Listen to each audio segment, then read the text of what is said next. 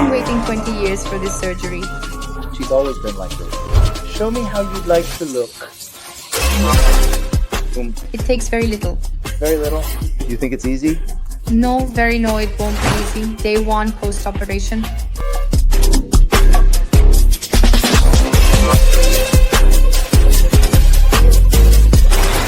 Day 3 post-operation.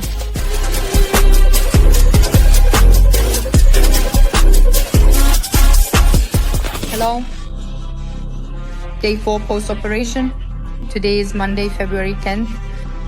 Well, I feel great, as you can probably tell. Unfortunately, I can't work out yet. Alright, we'll wait another week. So today we've definitely made some progress. I finally managed to wash my hair after 4 days. It's such an incredible feeling. As you can see, there's still a bit of bruising here and there, but I'm taking all my medications and using eye drops.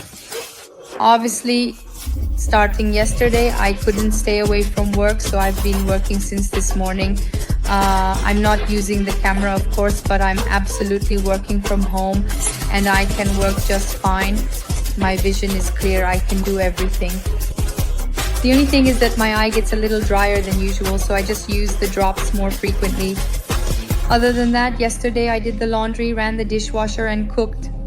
So basically, from day 3 onwards, you can get back to most of your usual activities, except for working out or anything too physically demanding, at least in my opinion. I constantly apply ice. I have to say, ice is an incredible remedy. I'm seeing amazing results even after just half an hour of application.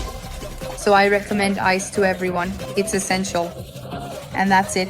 I'm going back to work now. A big hug to the doctor and the whole team.